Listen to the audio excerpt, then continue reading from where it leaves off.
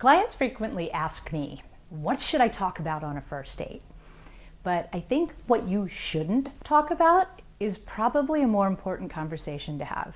I think most people know like the big things like religion and politics are probably better to be avoided. But you also don't want to start asking questions about, what their intentions are, or, are they looking for a long-term relationship, or, actually meeting online is a wonderful way to do that because hopefully someone says something like that in their profile and then you never have to ask that. But the first couple of dates is not the time to be asking somebody, do you want to get married and have children? Because that puts too much pressure on them and it seems highly inappropriate. You don't want to pry into their past. You don't want to ask nosy kind of questions, right? You want to ask light, get to know you questions. And the one question that you can ask is, and I like if you ask permission to ask it first, if you say, do you mind if I ask you when your last relationship ended? Because that will give you a sense of how available they are. If it just ended within the last month, or really even 3 months, they're really not ready for a relationship. And then you can say, if they say, yeah, we broke up about 3 months ago, or sometimes somebody says, yeah, I'm separated, that, we're still living in the same house, right? Like, that's too soon. So that's the one exception of what you can ask about past relationships, but don't ask other questions like that on a first date.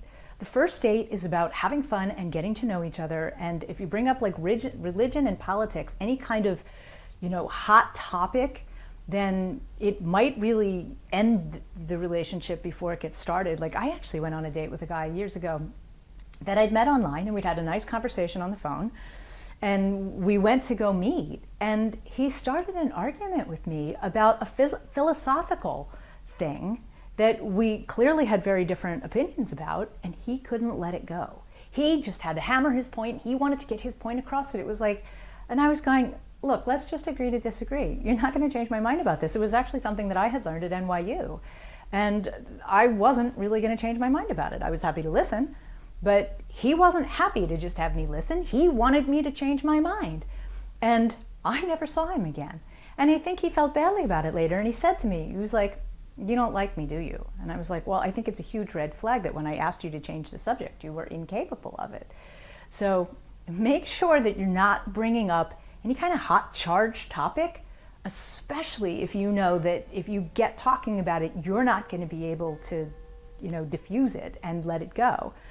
And it's really a sign that you're not in control of your emotions. If you get all hot about a topic and it's making the other person uncomfortable. So you always need to gauge the interest of the person that you're talking to, that if they're kind of feeling like, okay, I didn't get to talk much, and you're dominating the conversation and they don't seem like they're all that interested in what you're saying, it's time to start asking some questions.